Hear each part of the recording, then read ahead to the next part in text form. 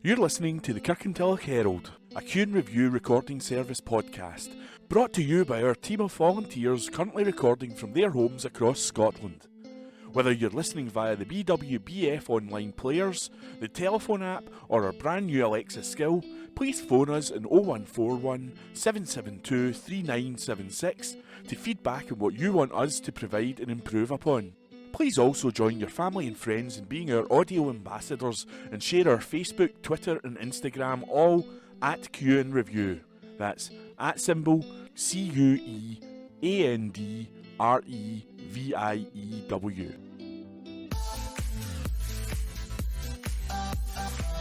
This week's Kirkintilloch and Bishopbriggs Heralds had published on Wednesday, May the 25th, 2022.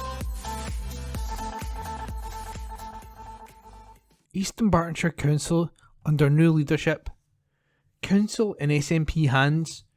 Report by Neil McGrory. The most senior positions at East Dunbartonshire Council have been filled after the SNP formed a minority administration. The May the 5th vote saw the SNP returned as the largest party with 8 councillors, while the Lib Dems have 6, Labour have 4, the Conservatives have 3, and there is 1 independent. Bishopbriggs South councillor Gordon Lowe was named leader of the council, with Lindsay and Kirkintilloch South councillor Gillian Renwick appointed provost. Bearsden North councillor Callum Smith is the new deputy leader of the council, while Labour's Bishopbriggs North and Campsie councillor Clint McDermott is the new deputy provost. Provost Renwick, who, as her first official duty, took over chairing the meeting, acknowledged the work of her predecessors, late Bishopbriggs South councillor Alan Brown, who died suddenly in December, and Gary Hughes, who was watching from the public gallery having failed to be re-elected in Bishopbriggs North and Campsie, before pointing out that she was the first person from Kirkintilloch to hold the office of provost. She pledged to continue the good work of her fellow provosts and thanked everyone for their ongoing efforts to serve the people of East Dunbartonshire, especially throughout the pandemic. Councillor Lowe said that it was a great honour and responsibility to accept leadership of East Dunbartonshire Council. He highlighted the contributions of individuals and groups across the authority area during the last couple of years, battling the pandemic, and committed to delivering on all of the council's key objectives. He added that although councillors often disagreed, all of them believed in doing the right thing for their constituents. The Conservative group showed anger during proceedings, accusing the SNP of having entered a coalition with the Labour group. Bishopbriggs North and Campsie councillor Billy Hendry repeatedly demanded to know the details of the deal struck between parties. Committee membership and delegation to various external organisations was also agreed during the meeting, as was the calendar of committee meetings. And that was a report by Neil McGrory. This week in history. May the 25th, 1986, Bob Geldof's Race Against Time had 30 million people worldwide running for sport aid to raise money for the starving in Africa. On this day last year, a new study, which scientists suggest might pave the way for more treatments for COVID-19 variants and fresh coronaviruses, was published. May the 26th, 1969, John Lennon and Yoko Ono began a bed-in for world peace in a Montreal hotel. May 27th, 1941, the German battleship Bismarck was sunk. On this day last year, the highly awaited Friends The Reunion aired, featuring the original cast and cameos from David Beckham, Lady Gaga and Malala Yousafzai. May the 28th, 1934, the first Glenburn Festival of Opera opened. On this day last year, a single-dose COVID vaccine was approved for use in the UK. May 29, 1982, Pope John Paul II became the first Pope in 450 years to step onto the British soil, and the first to pray side by side with the Archbishop of Canterbury in Canterbury Cathedral. May the 30th, 1959, the first full-size experimental hovercraft, built by Saunders Roe, was launched at Cowes in the Isle of Wight. On this day last year, Prime Minister Boris Johnson announced he'd married Carrie Simmons in a secretly planned wedding at Westminster Cathedral the day before. Chair of Meetings. East Dunbartonshire Council has appointed the conveners and vice-conveners of all of its committees. The Service Committee and Planning Board appointments were as follows. Place, Neighbourhood, Corporate and Assets Committee. Convener, Councillor Paul Ferretti. Vice-Convener, Councillor Pamela Marshall. Education Committee. Convener, Councillor Linda Williamson. Vice-Convener, Councillor Ian Gallagher. Audit and Risk Management Committee. Convener, Councillor Vaughan Moody. Vice-Convener, Councillor Susan Murray. Policy and Resources Committee. Convener, Councillor Gordon Lowe. Vice-Convener, Councillor Callum Smith. Planning Board. Convener, Councillor Callum McNally. Vice-Convener, Councillor Jim Gibbons. Delighted to be in the hot seat. The new leader and provost of East Dunbartonshire Council have spoken of their delight following their appointments at last week's first meeting of the council since the election. Following the meeting, council leader Councillor Gordon Lowe said, "It is an honour to take on the responsibility of being leader of the council. I do not underestimate the challenge ahead for local government as we emerge from the pandemic with both the cost of living crisis and the climate challenge clear priorities to address. Local government in general and our workforce in particular have been fundamental to the COVID-19 response over the past 2 unprecedented years. As we move forward, our approach will be founded on the principles of trust, respect and openness, with policies embedded in the priorities of our local outcome improvement plan and with community engagement informing decision making." Provost Gillian Rennick added, "It is both an honour and a privilege to be elected as the Provost for East Dunbartonshire. I believe that I am the first, but I am quite sure not the last, councillor from Kirkintilloch to take up this role. I am incredibly proud to take on the duties of being Provost and will carry these out to the very best of my ability. I will also do my utmost to ensure that our council meetings are run fairly and well, and I trust that we will all respect each other with the proceedings at our meetings throughout this council term." Green flag for Balmooldy Primary School. Environmental charity Keep Scotland Beautiful has awarded Balmooldy Primary Bishopbriggs with an Eco Schools green flag. The international award recognises nurseries and schools which have demonstrated a commitment to the Eco Schools Scotland programme and over 2 years have engaged their whole school community in local climate action. Balmooldy Primary's Green Flag Award recognises their fantastic litter busting and climate action activities. Catherine G., Deputy Chief Executive of Keep Scotland Beautiful, said, "I'd like to congratulate the eco community, pupils and staff at Balmooldy Primary, who have stepped up to play their part in combating climate change to achieve their Green Flag Award. It's great to hear about the progress schools have made towards their green flags up and down the country. Pupils and staff are working hard, growing, litter picking and learning. Thousands have also engaged with our live lessons recently, and the next On Water is coming up from June the 6th to the 10th. Keep Scotland Beautiful is committed to supporting all our children, young people and educators through our Climate Action Schools activities to develop the capacity, skills and attributes required to protect our planet and work towards our goal of a net zero future. To complete the Green Flag journey, each school is given the choice of 10 topics to engage with, from climate action to food and the environment to litter to energy. Firearms Amnesty. Police have launched a firearms amnesty that can see the items handed over without their owners being prosecuted. Anyone who opts to hand over an unwanted or illegal firearm can do so without giving their name. Kirkintilloch Police Office is dealing with the hand-ins from this area. The campaign, which has been run by Police Scotland Firearms Licensing Unit, will run until Sunday, May the 29th. Assistant Chief Constable Alan Spears said, "The purpose of the Firearms Surrender campaign is to remove firearms from the criminal availability and therefore reduce the risk of harm to the public and our communities."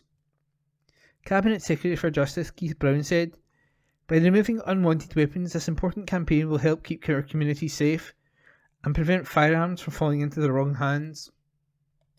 Ruby remains young at heart. A party was held at the Fraser of Allender Centre in Milngavie earlier this month to celebrate the 100th birthday of Ruby Younger.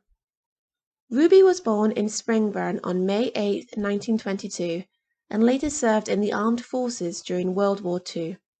Firstly, she worked with the maintenance personnel at the many training camps along the west coast of Scotland, and then in Ceylon working as a cipherist for the Southeast Asia Command.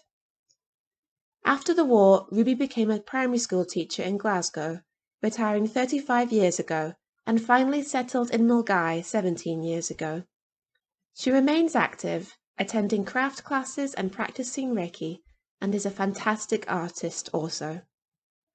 For their sake, stop! Report by Claire Grant. There are approximately 3,000 reasons to think again. That is the message from MP Stuart MacDonald, who has written to a Cabinet Minister over a controversial decision which sees automatic reductions made from universal credit payments.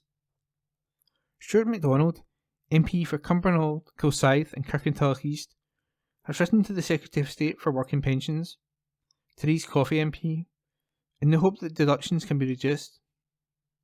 And that's because around 3,000 families in his constituency are facing critical financial pressure day to day as a consequence of the deductions, according to figures which were recently published by the Child Poverty Action Group. Those affected were already contending with the cost of living crisis when the Office of National Statistics also announced that inflation had hit a 40-year high of 9%. And the Scottish National Party man wants to see the matter addressed immediately. Mr MacDonald said, "It is entirely unacceptable that the UK government is making it harder for families by deducting from their universal credit payments instead of supporting them. We can't wait to take action on this. It's affecting families now, and they need support now. The government is just far too hesitant in providing support and is now actively deducting from 3,000 local households. The UK government should take action now and stop the automatic universal credit deductions that are hitting families hard."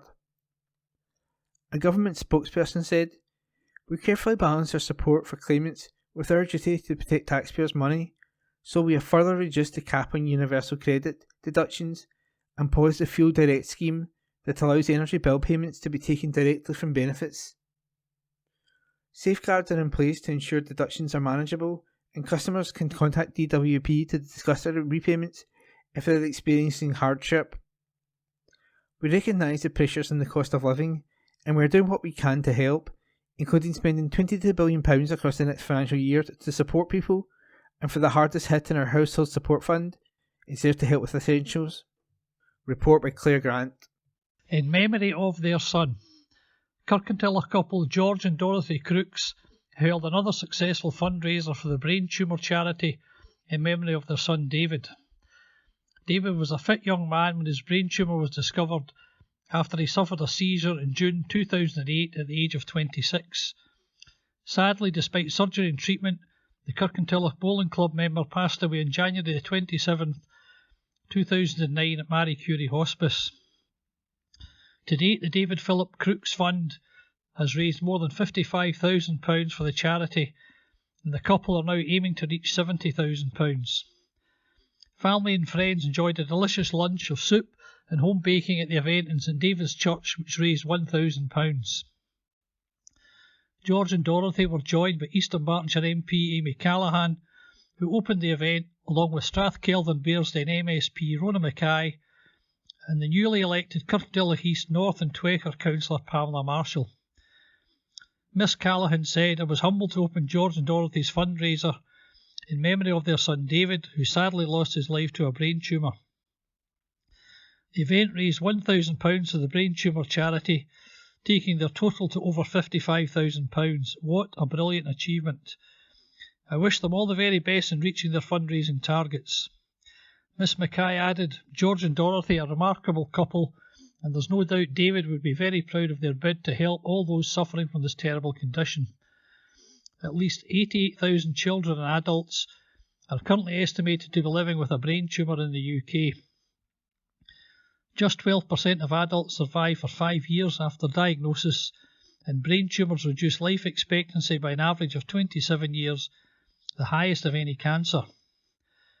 Despite this, research into brain tumours accounts for just 3% of the money spent each year on cancer research in the UK. To make a donation and to learn more about David and the Brain Tumour Charity, visit www.thebraintumour-charity.org. Jordan becomes North Lanarkshire Council leader. North Lanarkshire Council has elected councillors to its most senior positions after the SNP formed a minority administration. Councillor Jordan Linden, Bells Hill, is the new leader of the council, while Tracy Carragher, Coatbridge South, will serve as his deputy. Councillor Agnes McGowan, Motherwell South East and Ravenscraig, was elected as provost, and Councillor Anne Thomas, Motherwell North, is deputy provost. Councillor Linden said, "It's a privilege to be elected as leader of the council. The administration I will lead is determined to deliver on our manifesto commitments. In doing so, we will increase opportunities for people and businesses across all the communities we serve. We will increase the engagement we have with people, including in all the big decisions which affect their lives. We will take a fairer, more inclusive approach to decision making, strengthening relationships with people across North Lanarkshire." Cycling Pathways Success for Jigsaw Youngsters. Report by Brian Newell. Young people in North Lanarkshire are pedalling their way to additional qualifications by developing their teaching and communication skills as they help preschool children learn to cycle. The Foundation Apprenticeship Scheme is giving more than 40 young people the opportunity to undertake their Play and Pedals training at Jigsaw Family Learning Centre in Muirhead. This will qualify them to teach preschool children about the parts of a bike, how to fit a helmet correctly, and the basics of looking after bikes. The aim for the programme is to progress children from a balance bike to the pedal bike without the use of stabilisers through a series of fun activities which improve balance and control. Play and Pedals training has strong links to the curriculum for excellence and boosts pupils' confidence while providing transferable skills which can be used towards their future careers. Lindsay Kane, Vocational Education Coordinator with North Lanarkshire Council, said, "We are delighted with the enthusiasm which the young people have shown, and our preschool children have really enjoyed working with them. The fun that comes with cycling is something these youngsters will remember their whole lives. This exciting apprenticeship programme gives our pupils the chance to work in a fun teaching environment and will hopefully inspire some of them to consider teaching and working with other young people and early years environments as possible future career options."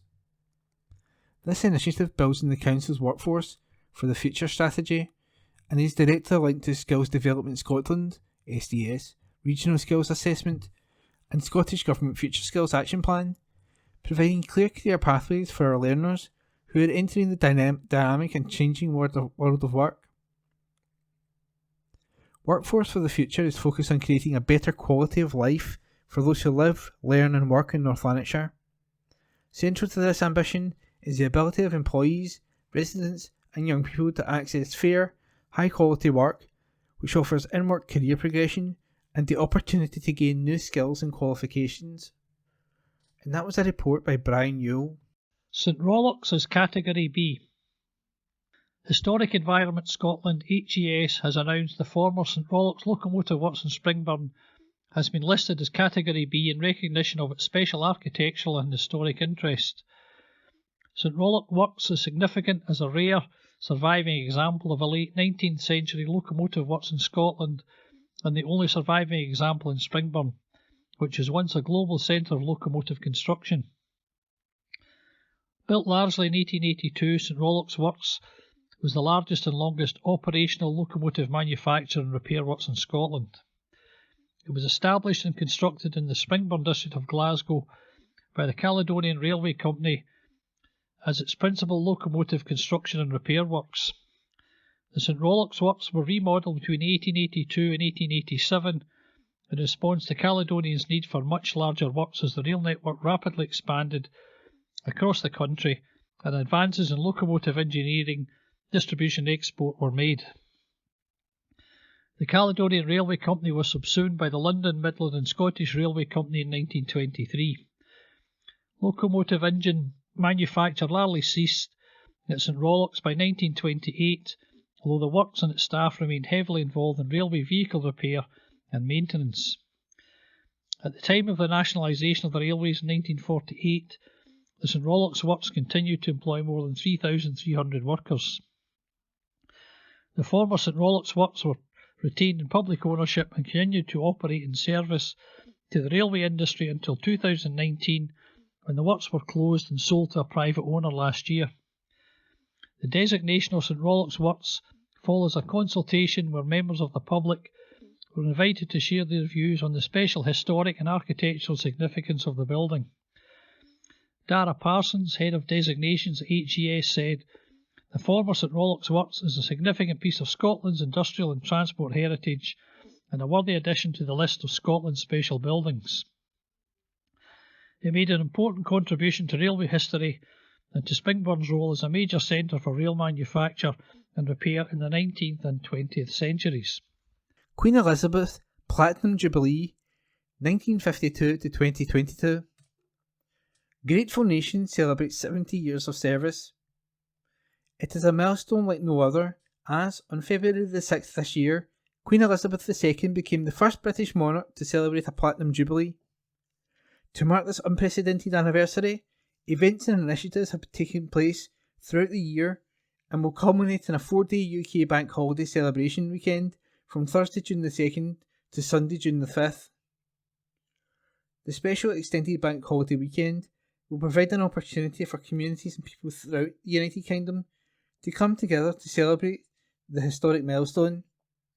The 4 days of celebrations will include public events and community activities, as well as national moments of reflection on the Queen's 70 years of service. The Queen's Birthday Parade, Trooping the Colour. There will be more than 1,400 parading soldiers, 200 horses and 400 musicians who will come together in a traditional parade to mark the Queen's official birthday, usually held on the second Saturday in June. Beginning at Buckingham Palace, the parade will move down the Mall to Horse and Guards Parade, joined by members of the royal family on horseback and in carriages. The parade will close with the traditional RAF flypast, watched by the Queen and members of the royal family from the Buckingham Palace balcony. Service of Thanksgiving. A service of thanksgiving for the Queen's reign will be held at St Paul's Cathedral on Friday, June the 3rd. Platinum Jubilee Beacons. The United Kingdom's long tradition of celebrating royal jubilees, weddings and coronations with the lighting of beacons will continue for the Platinum Jubilee. A beacon chain, once used as a tool for communication, has now become a symbol of unity across towns, borders, countries and continents, and is often the central point of focus for any outdoor gathering or celebration. In 1897, beacons were lit to celebrate Queen Victoria's Diamond Jubilee. In 1977, 2002 and 2012, beacons commemorated the Silver, Golden and Diamond Jubilees of the Queen, and in 2016 Her Majesty's 90th birthday. There are 3 kinds of beacon events. Community beacons. Thousands of beacons will be lit by communities, charities and different groups throughout the regions of the UK, Channel Islands, Isle of Man and UK overseas territories. Commonwealth beacons. Beacons will be lit in all capital cities of the Commonwealth, 54 in total. Principal beacon, to be lit on the 2nd of June in a special ceremony at Buckingham Palace. Find out more by visiting www.queensjubileebeacons.com website. Queen Elizabeth Platinum Jubilee 1952 to 2022. Parties and a day at the races. Celebration for the Queen's Platinum Jubilee Spectacular will carry on into Saturday and Sunday, June the 4th and 5th. It will allow the nation to come together to celebrate the 70 years of the most beloved monarch, Queen Elizabeth II. On Saturday, the Derby at Epsom Downs will take place with Her Majesty the Queen, accompanied by members of the royal family, in attendance at Epsom Downs. Platinum Party at the Palace, the BBC, will stage and broadcast a special live concert from Buckingham Palace that will bring together some of the world's biggest entertainers to celebrate the most significant moments from the Queen's 7-decade reign. Find out more by visiting www.platinum.co.uk. platinumjubilee.gov.uk website. Tickets will be allocated via a ballot, now closed, with the remaining tickets being made available to charitable organisations, including those who work in support of young people, the military, the environment, and those who supported communities during the pandemic. On Sunday, it will be the Big Jubilee Lunch. Every year since 2009, the lunch has encouraged communities to celebrate their connections and get to know each other a little bit better. In 2022, the Big Lunch will bring the Jubilee celebrations into the heart of every community. People are invited to share friendship, food and fun with neighbours as part of the Platinum Jubilee celebrations.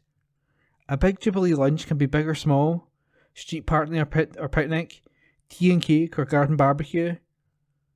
The Big Lunch provides tips and ideas for hosting an event.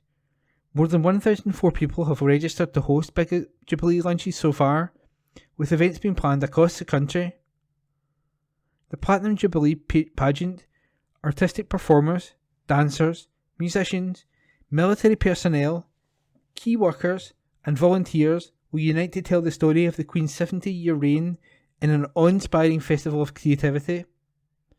The London-based pageant will combine pomp and ceremony, street arts, theatre, music, circus, costumes, as well as cutting-edge visual technology, drawing on talent from every part of the United Kingdom and across the Commonwealth. Forming an important part of the Platinum pageant, the River of Hope section will comprise of 200 silk flags which will go down the mall, appearing like a moving river. Primary and secondary school children are invited to create a picture of their hopes and aspirations for the planet over the next 70 years. A selection of these creations will be transferred onto silk flags, which will be carried by secondary school pupils in the pageant. The artwork for the flags will be focused on climate change and incorporate the children's messages for the future. Teachers from applying schools will be provided with step-by-step guides to creating a beautiful digital artwork with their students, of which 200 will be selected for the flags. The selected artwork will also be shown up and down the country on screens as part of the Jubilee celebrations. For more information and to register your school's interest to take part, visit riverofhope.co.uk website. Cancer charity can help with cost of living. Report by Brian Yule. Last year, Macmillan Cancer Support provided over £16,000 in grants to 42 cancer patients in East Dunbartonshire to help pay for essentials, ranging from gas and electric bills to transport for hospital appointments. With the cost of living on the rise, the charity is bracing itself for a flood of people looking for support, but is still urging anyone in need to reach out. Across Scotland, Macmillan gave out around £1.5 million in grants to almost 4,000 people to help them pay for basic necessities.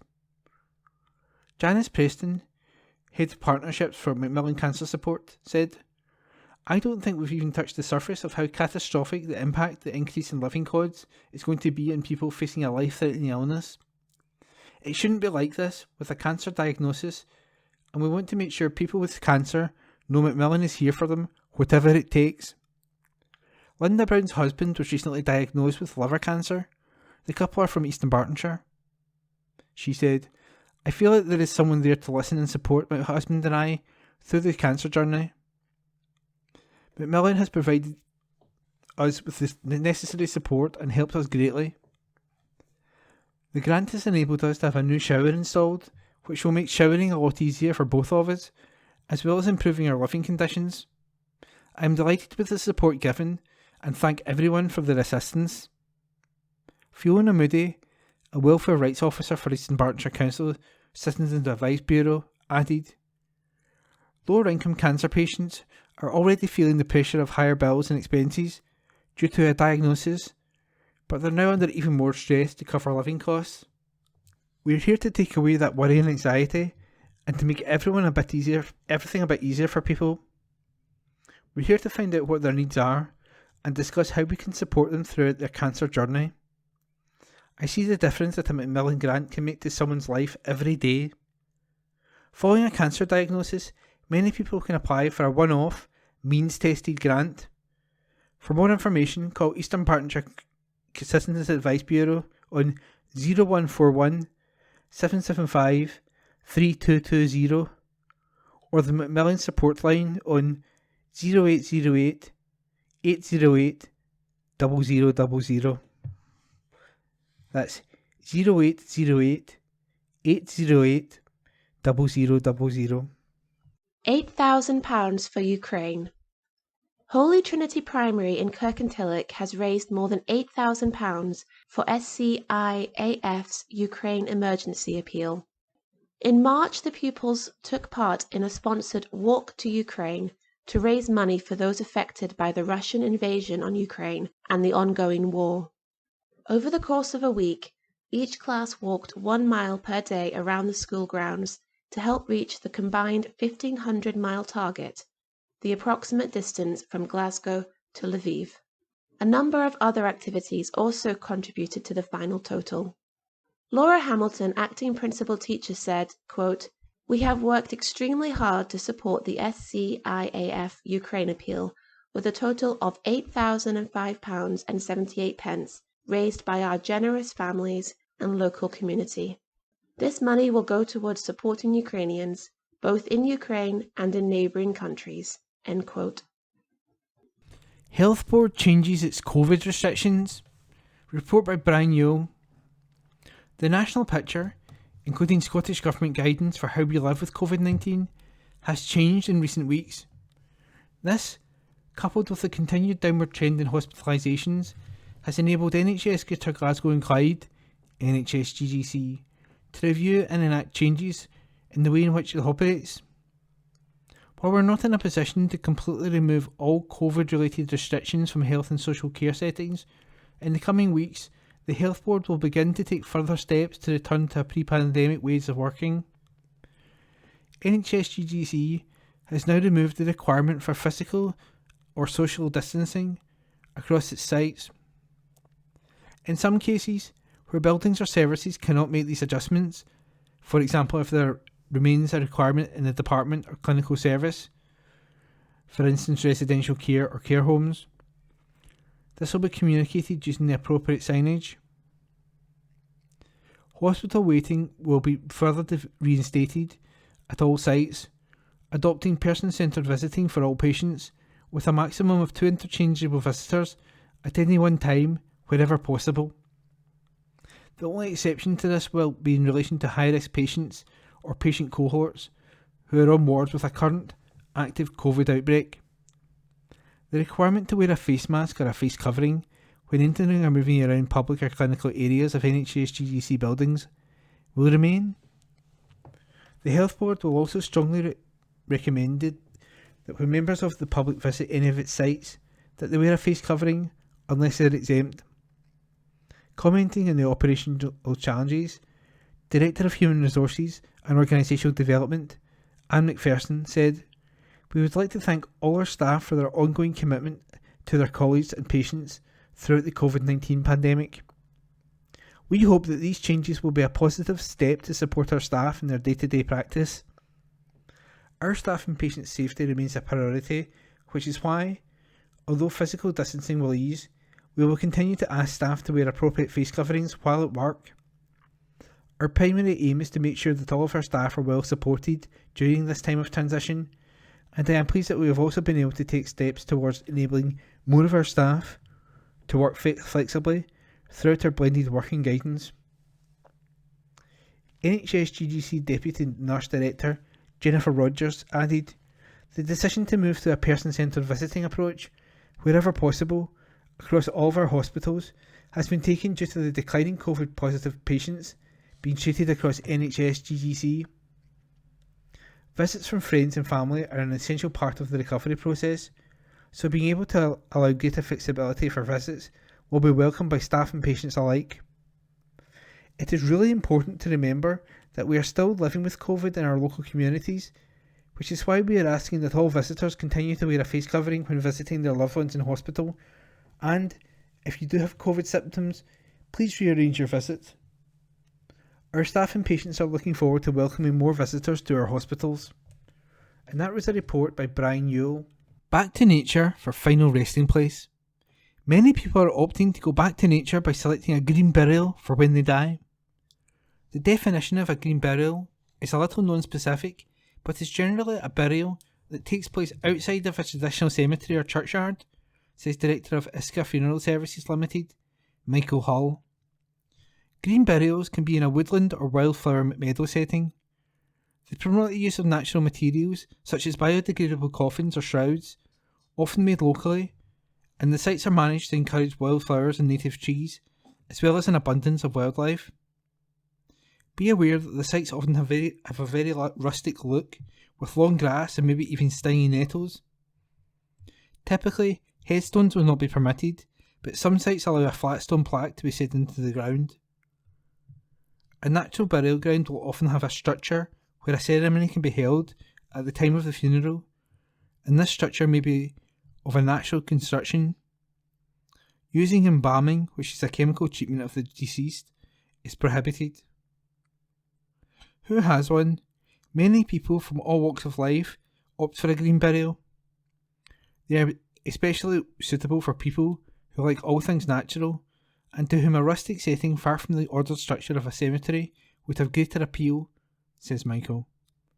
The services are often led by a celebrant or family members, and are without the more traditional prayers and hymns of a traditional service.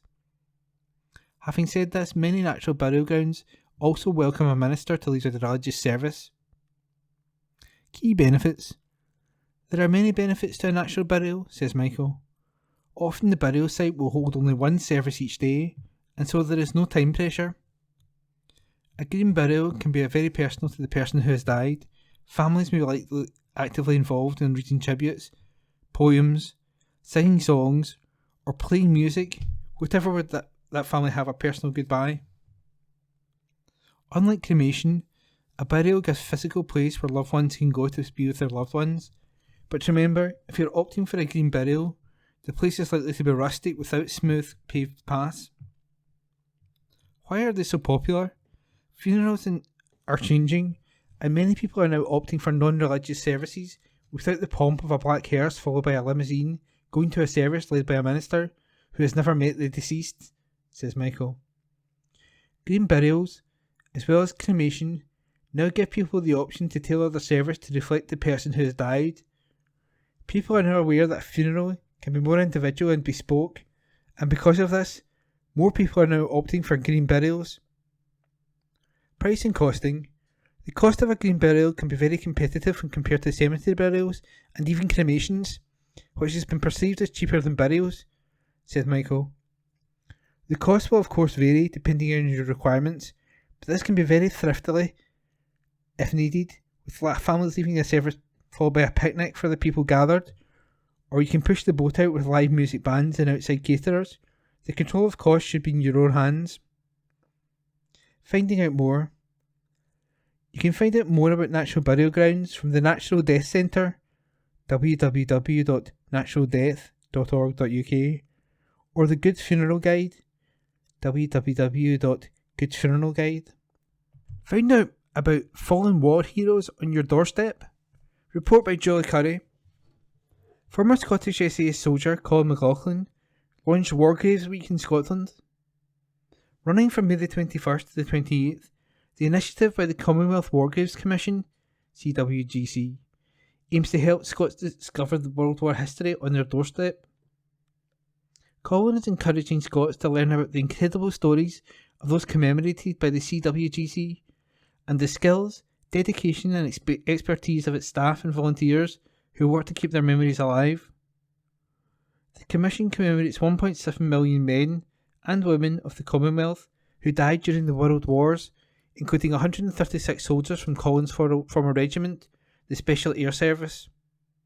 He said, "It is an honour to be able to show my support for War Graves Week and to help raise awareness of those who gave their life for their country in the First and Second World Wars. I've just visited South Queensferry Cemetery to learn about the stories of the 180 burials from the First World War and a further 8 burials from the Second World War. One grave I visited was that of Martin Tierney, who fought with the Royal Scots, my first regiment, during the First World War. It's crucial that the stories of these ordinary men and women, called to action in such extraordinary times, are remembered. This mission is what the Commonwealth War Graves Commission does best, and I would urge everybody to join a CWGC tour at their local cemetery to learn more about these brave people and how they connect with our lives today. People can read about the remarkable stories of the men and women of the Commonwealth who died in the First and Second World Wars and are buried in their communities by joining one of the many war cemetery tours taking place, or by visiting pop-up events on the high streets around the nation. A full list of events can be found at www.cwgc.org/our-war-graves-war-graves-week. Ordinary People, Extraordinary Times is the focus of this year's War Graves Week, celebrating the value of those who served in the world wars brought to key sectors such as healthcare and logistics, and the parallels with today's global Britain, which they helped to create. To find out more, visit www.cwgc.org. And that was a report by Julie Curry. Opinion. This week's letters page, Let's Talk. Please send your letters via email to kirkyherald@jnscotland.co.uk. Apocalyptic union the SNP must extract us from. Sir, the Bank of England is increasing interest rates to quash inflation. It won't work.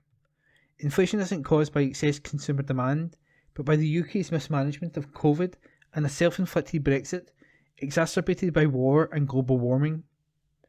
Data from the Office of National Statistics shows that real wages have fallen while food and energy prices have risen, making people poorer. The costs of producing food and energy haven't risen, so price rises are being driven by speculative profit-taking in the face of the external shocks of Brexit, COVID and war. The wealthy will survive these shocks and also benefit from higher interest rates, while the majority will suffer. Raising interest rates won't cure the inflation disease and risk killing the patient. Instead, the UK government should act. It should restore benefit cuts, cancel the national insurance increase, tax the energy companies and banks, which are profiteering, cut VAT and fuel, increase wealth taxes, and realign trade rules with the UK to cut the huge costs of Brexit. In addition, it should protect the vulnerable from COVID by ensuring workplace safety and pay for tests to relieve labour shortages. If the government fails to act, poverty and inequality will soar, public service will suffer through another round of austerity, people will die, and the likelihood of recession and civil unrest will increase.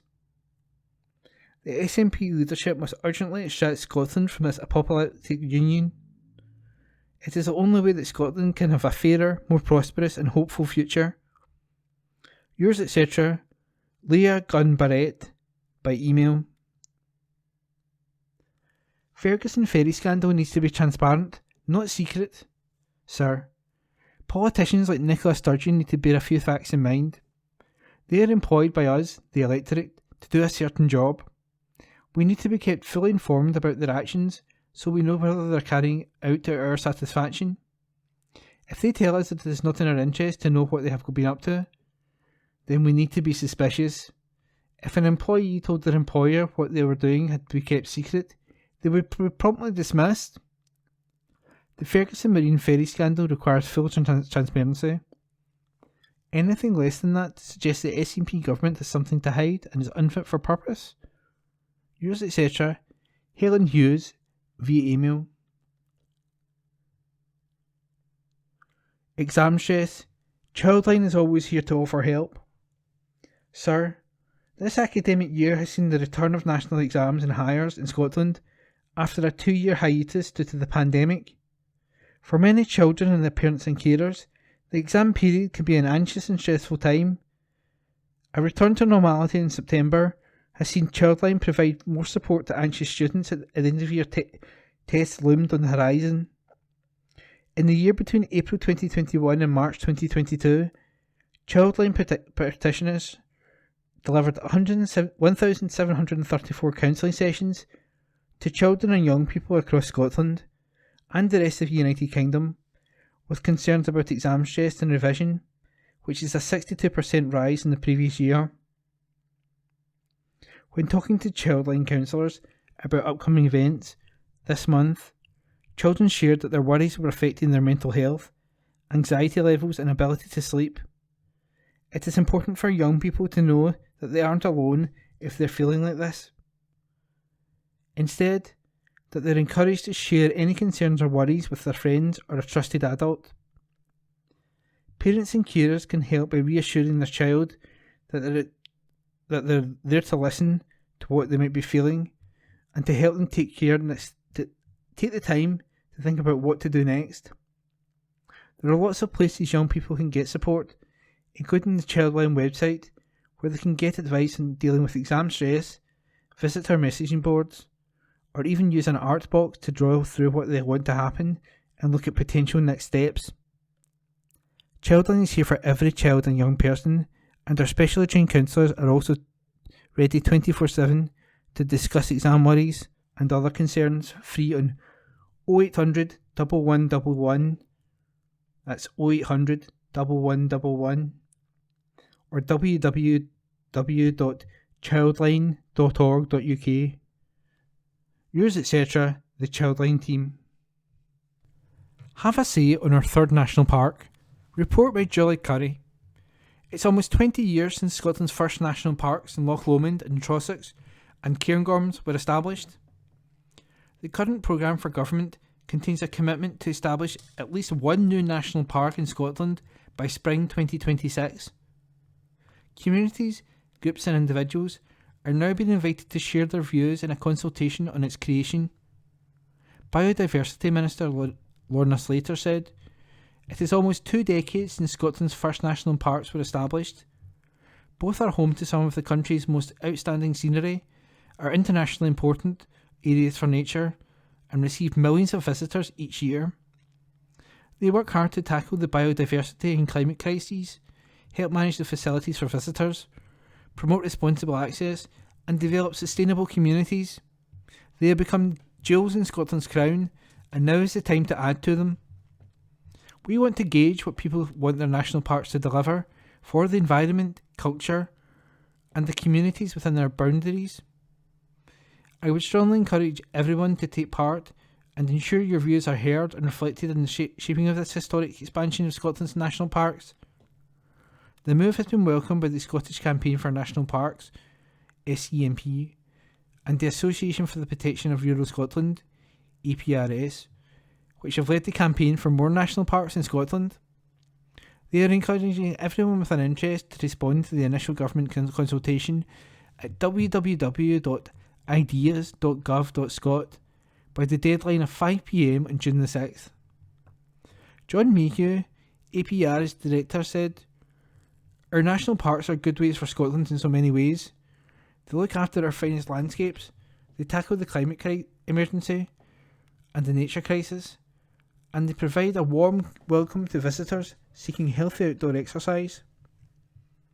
That's why it is so exciting to see the debate about where our next national parks might be starting. 7 potential areas were suggested in 2013: Ben Nevis, Glencoe, Blackmount, Cheviots and Border Hills, Galloway, Coastal and Marine Park, Glenaffrey, Wester Ross and Harris." And that was a report by Julie Curry. An app to help those who have long COVID. Healthcare Improvement Scotland has launched an app that people with long COVID can use to access the best available evidence for diagnosis and treatment. The app includes a symptom diary which can be updated daily and downloaded to share with your GP. Healthcare Improvement Scotland worked with NICE and the RCGP to produce a UK clinical guideline for patients suffering from long COVID. The information in the app is based on its patient version of the long COVID guideline. It was produced in partnership with the Digital Health and Care Institute and the Right Decision Service. 2 versions of the app have been produced, one for clinicians and one for members of the public. It can be accessed via the Apple App Store and Google Play as well as at www.sign.ac.uk/apps. It has been estimated that 60,000 Scots currently have long COVID, a condition healthcare professionals are still learning about. Many people who have had COVID-19 report ongoing symptoms that last more than 4 weeks. The condition can affect adults, children, and young people. Dr. David Blaine of the Institute of Health and Wellbeing at Glasgow University helped develop the guideline. He said, quote, "There are thousands of people with long COVID across Scotland, and many are not getting the healthcare support they need. This app, and the symptom diary in particular, should help people to monitor and discuss their symptoms with healthcare professionals, improving mutual understanding of their condition and hopefully improving that support." End quote. Take a leaf out of Jean's book this year. Farmers still have time to take part in this year's Leaf Open Farm Sunday next month. Organised by Linking Environment and Farming, Leaf, it aims to get the nation talking about farming. Annabelle Shackleton, manager of Leaf Open Farm Sunday, said, "There is no denying the extraordinary impact speaking to the public about farming, while actually on the farm, can have. One farmer recently hosted a group of vegans who bought cuts of beef from the farm shop before they had left that afternoon. They said they were following a vegan diet for environmental reasons, but spending time in the farm made them think differently about it." Since it started in 2006, Leaf Open Farm Sunday has enthused millions of people. Jean Glennie, who grows Christmas trees on her arable farm in Aylin, hosted her first event last year and has signed up for this June too. She said, "We often spoke about getting involved, but always talked ourselves out of it. We were worried about being unprepared for members of the public and thinking there was nothing of interest to show. In 2021, we took the leap and signed up. It showed us that what is everyday to us is new and fascinating to them. It has not only allowed us to give back to the community, welcome them into our farm for a fun, free family day out, but it has given us the opportunity to tell the Christmas tree story. It's a unique crop, requiring specialist care 12 months of the year, something they may never think about. Any farm can take part in an Open Farm Sunday on any date in June. Register at www.farmsunday.org for a free listing and event handbook." £1 million fund for cycle events. Report by Julie Curry. Communities across Scotland are being given the chance to bid for funds to support sustainable cycling projects and events. The £1 million Community Cycling Fund is being delivered in partnership between Sport Scotland, Event Scotland and the 2023 UCI Cycling World Championships. It has been developed with the aim of creating a national celebration of cycling across all of Scotland's 32 local authority areas in the build-up to the championships next August, and to create a lasting benefit post-event. The investment is part of a campaign to focus on the benefits of cycling in 2023, as Glasgow and Scotland gear up to host the biggest cycling event ever staged anywhere in the world, by engaging new audiences to participate in organised and inclusive cycling activity and events. It will engage local communities by creating a platform to encourage cycling with a force on underrepresented groups, as well as adding value to existing cycling initiatives, programmes, events and infrastructure. Culture Minister Angus Robertson, who chairs the 2023 UCI World Championships Cabinet Group, said, "I would encourage communities up and down the country to take advantage of this 2-year fund to set up projects that will inspire more people to enjoy the power of the bike." The Community Cycling Fund is a 2-year programme funded by Sport Scotland and Event Scotland, made up of 2 separate funding opportunities. The development stand will be administered by Sport Scotland, with up to £350,000 per year invested directly to local authorities. The Event strand, administered by Event Scotland, will award up to £160,000 per year for events and festivals through an open fund. Stuart Harris, Chief Executive of Sport Scotland, said, "The eyes of the world will be on Scotland in 2023, and we want to use that opportunity to encourage more people to enjoy the benefits of cycling." Event Scotland is accepting applications for £5,000 to £15,000 for events from August the 1st this year to March the 31st, 2023. Visit www.visitscotland.org/events/funding/community-cycling-fund by 5 p.m. Monday, June the 20th. Two groups join Unforgotten Forces. Unforgotten Forces, the Partnership for Older Veterans, has welcomed two new organisations on board to expand its work with older members of the ex-service community. Soldiers, Sailors, Airmen and Families Association, SSAFA, the Armed Forces charity, and the Veterans Tribe Scotland are the latest additions to the Unforgotten Forces Partnership, which is coordinated by Age Scotland. SSAFA offers practical and financial support to ex-armed forces men and women in need of physical or emotional care. Veterans Tribe offers creative and well-being events where ex-armed forces men and women and their families can build friendships. Frank Gribben, Unforgotten Forces coordinator, said, quote, "We aim to meet the breadth of well-being needs across the older ex-armed forces community. The addition of these partners will boost our ability to do so." End quote. District News General. Benefits rollout. The rollout of newly devolved Social Security benefits is going well, but there is still a lot to be delivered, says the report by the Auditor General for Scotland. New and complex Social Security benefits, such as the Scottish Child Payment, have been launched, despite the challenges of the pandemic. People are also positive about their experience of Social Security Scotland, but substantial risks remain, including delivering the remaining benefits by 2025, a large rise in the benefit cases administered by Social Security Scotland, and a doubling of the Social Security Scotland workforce within the next year to deal with growing administration needs. The Scottish Government currently estimates that the full package of devolved benefits will cost around £685 million to put in place. Benefit spending in Scotland is also forecast to be £760 million higher per year by 2026-27 than the related sum received in the block grant adjustment from the UK Government. For example, the adult disability payment is expected to cost £527 million more than the UK benefit that replaces the personal independence payment. Stephen Boyle, Auditor General for Scotland, said, "Successfully launching new benefits during the pandemic has been a significant achievement for the Scottish Government, but a lot of work remains. The Government now needs to plan how it will manage for a pay for greater Social Security spending alongside other policy initiatives. To demonstrate how it is achieving value for money, it also needs to be clearer about how this extra spending will improve the lives of people living in Scotland." Foster carers appeal.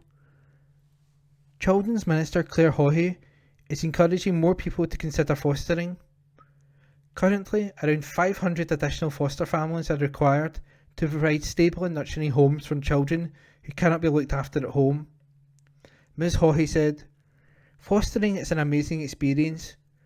I know this because I grew up in a family that fostered and fully appreciate the positive benefits of what a loving fostering environment can do to improve the lives of children and young people. All children are different, and we are looking for new foster carers from a variety of backgrounds and with different life experiences, skills and qualities to help meet the needs of our young people. I know that deciding to foster is a big step, and I am asking people to consider carefully whether they could provide the love and stability that some of our children and young people need." Ian Wilson, who, with wife Anita, has been a foster carer for 22 years, said, "Fostering is part of our lives and our birth children's lives. It's not always easy, but there are so many kids out there who need a home and an adult who will be there for them and commit to them." Visit the Fostering Network's website, www.thefosteringnetwork.org.uk/providers. Move for Meals Challenge. People across Scotland are being encouraged to make a move and help make Mary's Meals feed more hungry children around the world. The charity is calling on people to take part in the Move for Meals Challenge, which encourages participants to raise sponsorship whilst being active. Mary's Meals serves nutritional school meals to children living in some of the world's poorest countries. Morville McIlvenny, supporter for engagement manager at Mary's Meals, said, "It costs just £15.90 to feed a hungry child with Mary's Meals for an entire school year. It means that the smallest of steps will transform the lives of little ones in the poorest countries." Visit marysmeals.org.uk/move-for-meals. Westminster View. Families struggle but receive no help, by Amy Callaghan MP. We are experiencing the worst cost of living crisis for generations, devastating for households already struggling. Faced with this crisis, you might think the UK government would have used the Queen's speech to outline measures to ease this burden, but you would be wrong. What we saw instead was a complete lack of willingness from the UK government to support families, and indeed any measures at all to ease the burden of poverty. The sad reality is the UK government has made a political choice to perpetuate poverty across these islands. Because poverty is not a personal choice. No one chooses to struggle under the weight of the cost of living. It is a political choice. One politician make every time they raise lower taxes, fund or cut social security, empower or constrain the third sector. In the Chamber, I argued that a different legislative programme featuring even some of the Scottish Government's progressive policies would have resulted in a far bolder agenda for the year ahead. Policies like free prescriptions, free university tuition, free personal care for the over 65s, free bus travel for under 22s, the Scottish Child Payment, the Baby Box, the Young Carers Grant. But that hasn't happened, will never happen while we're tied to Westminster. Instead, from the UK government, we get the usual bluff and bluster, platitudes and politicking, while all the while families here struggle. It is a tale of two governments, one who helps those in need and one who blames those in need. Westminster's uncaring and out-of-touch approach forces the Scottish Government to step in. But devolution was not designed to mitigate, it was supposed to empower, democratise and bring government closer to the people of Scotland. In East Dunbartonshire alone, the Scottish Government spends £11.8 million each year to mitigate the worst of what Westminster throws at us. Just think what we could do with that money as an independent country. I will continue to call on the UK Government to do the right thing and support families in East Dunbartonshire and across the UK. And that was the Westminster View by Amy Callaghan MP. Obituaries. Deaths. McKinnon Robert. Peacefully at Marie Curie Hospital, Glasgow, on Tuesday, May 10th, 2022. Beloved husband of Elizabeth, much loved dad and papa. Funeral service at Glasgow Crematorium, Maryhill, on Thursday, May 26th at 12 noon. Family flowers only, please. Patrick Alistair. Peacefully after a short illness on May 12th, 2022, at Queen Elizabeth University Hospital. Beloved husband of Louise, much loved dad of David, Janice and Helen, and adored papa and great-granddad.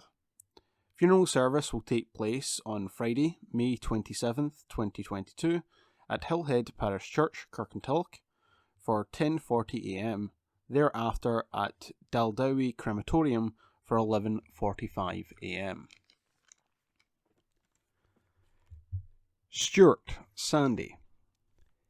Peacefully after an illness on May 19th, 2022, at Glasgow Royal Infirmary. Beloved husband of the late Macy and much-loved dad of Derek and Susan, and father-in-law of Janet. An adored papa of Callum, Edith, Lewis and Darren. Funeral services will take place on Tuesday, June 7th, 2022, at Daldowie Crematorium for 10:30 a.m. Stirling. Helen (Ella). Sadly passed away on May 8th, 2022. Funeral to be held on May 25th at 10 a.m. at Co-op Funeral Care in Kirkintilloch. Burial at Old Isle Cemetery and after at the Rangers Club in Kirkintilloch. The family wish to thank the staff and the Royal Infirmary and East Dunbartonshire Home Care for genuine care and support they have gave her. Public notices. East Dunbartonshire Council public notices.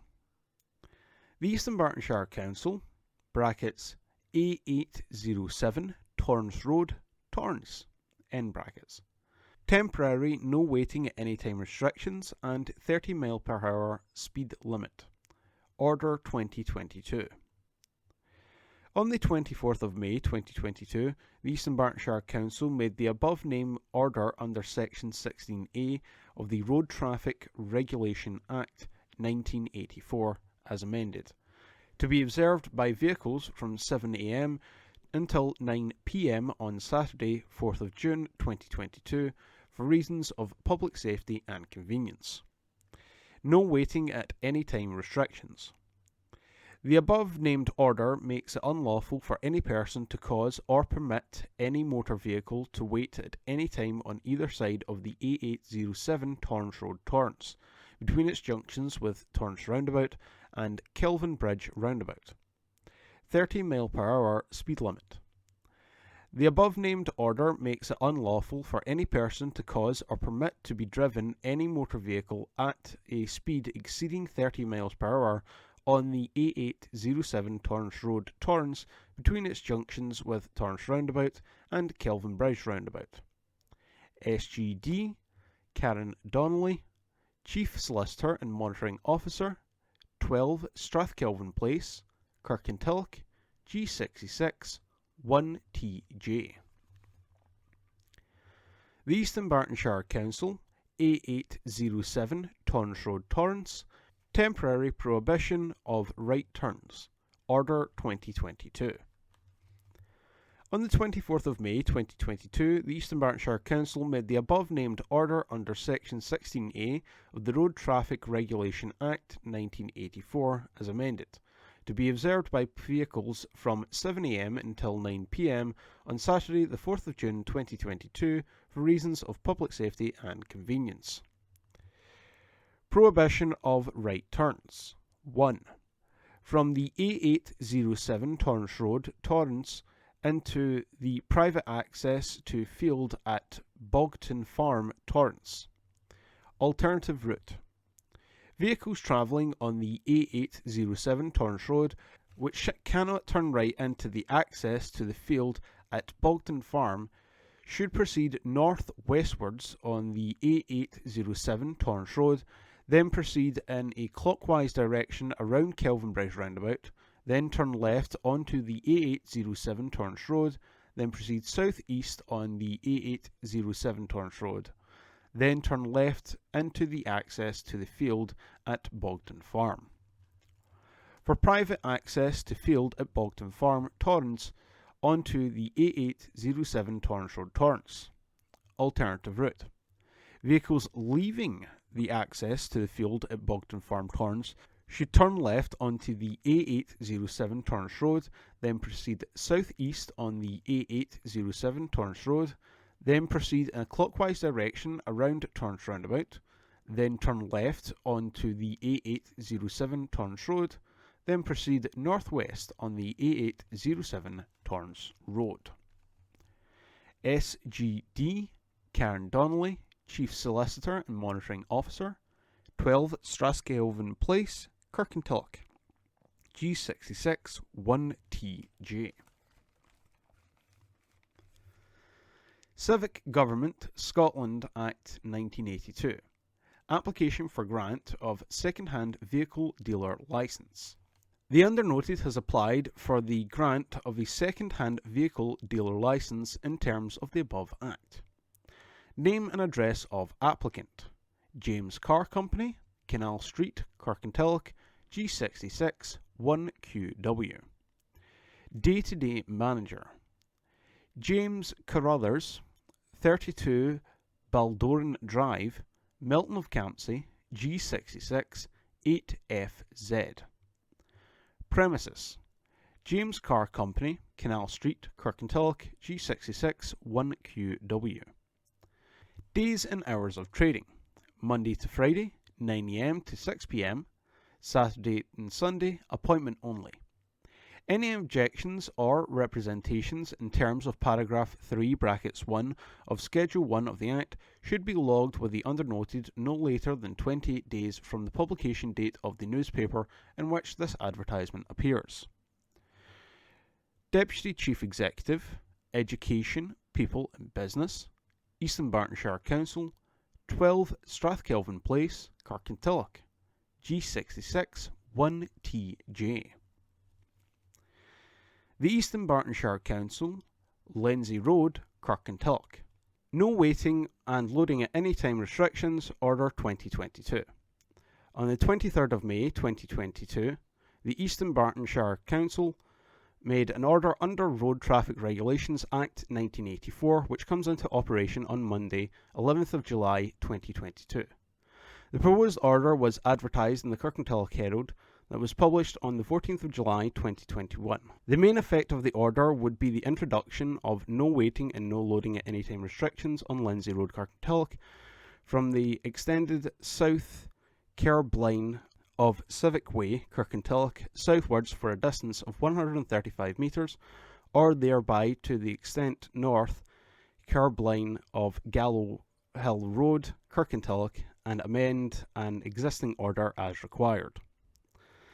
A copy of the order and plans detailing the lengths of road affected may be examined without payment of fee in road section of the East Dunbartonshire Council website.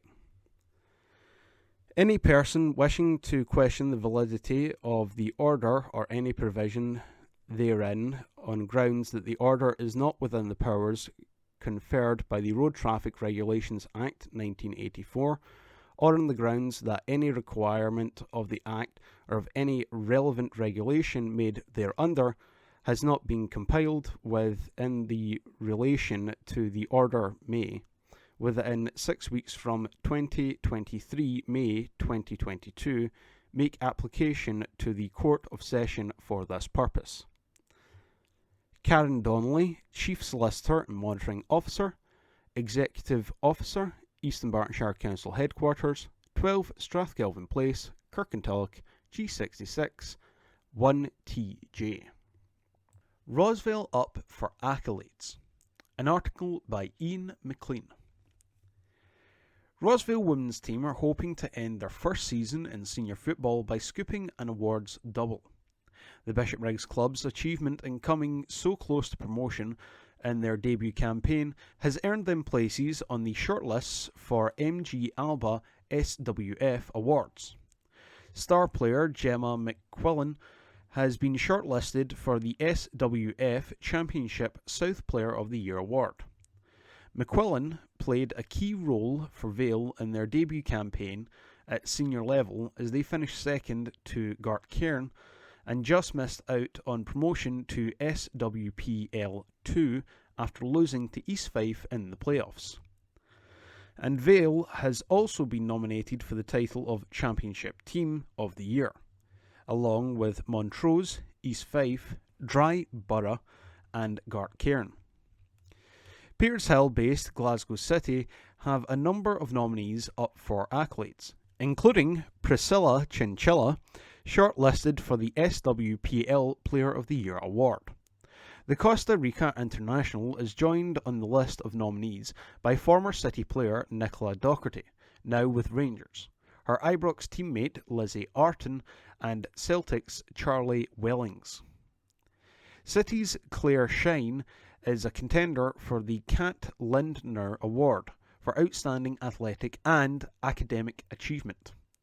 That award is named after the former Glasgow City player who died suddenly in 2019, and honours a player who has excelled both on and off the field. City's under-16s are nominated for the title of Youth Team of the Year, with Mia Scott a contender for Youth Player of the Year and Craig Edwards shortlisted for the Volunteer of the Year accolade. The winners will be revealed in a ceremony at Glasgow's Hilton Hotel on June 4th. Meanwhile, City forward Lauren Davidson has signed a 2-year contract extension. Davidson, a product of the club's academy, rejoined in the summer of 2020 after spells at Rangers and Hibernian. She is the club's second top goalscorer this season, with 22 goals, including a hat-trick in the SWPL Cup quarter-finals against Partick Thistle.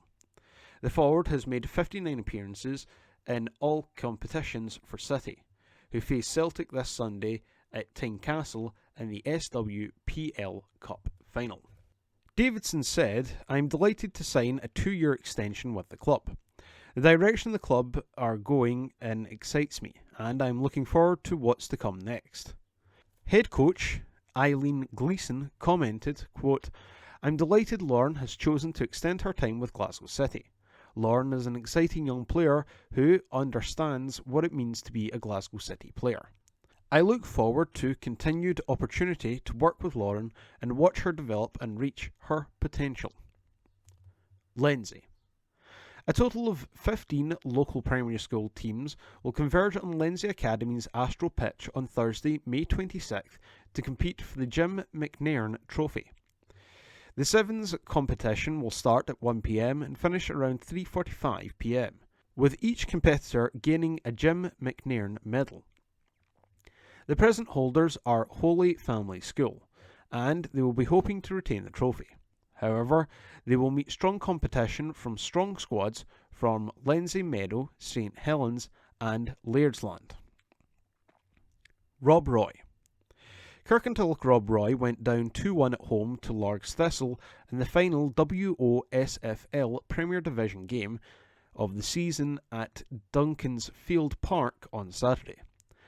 Despite the defeat, Rob Roy will finish in the top half of the table in 9th place in the 20-team league. Rab's boss, Stuart Maxwell, is already looking ahead to next season and has made 2 new signings. Striker Connor Hughes, who left Rabs in 2019 to join St Roch's, has agreed a deal to return to the club, and former Airdrie and Cumbernauld Colts midfielder Jamie Barclay has also signed. Lindsay trio in athletics action at top event. Former Lindsay Academy pupil Brodie Young, Scott Connell and Courtney Maguire were all in action after earning call-ups from last weekend's Loughborough International. Young from Christon finished 4th in the 400 metres in a time of 47.30 seconds. The 19-year-old also ran for Great Britain Juniors in the 4x400 metre relay. Last year, Young was part of the Great Britain team and won relay gold at the Sports European Junior Championships in Tallinn. Last month, the Airdrie Harrier set a new personal best of 46.76 when winning a race at the Pure Athletics Spring Invitational in Florida. Connell, who competes for Kilbarcan AAC, was also in Loughborough as part of the Scotland team and finished 8th in the 110 metre hurdles in 14.59 seconds. Edinburgh Athletics Club pole vaulter Maguire from Milton of Campsie cleared a season best height of 3.95 metres to finish in 8th place. Tigers look to make up a draw with Poole.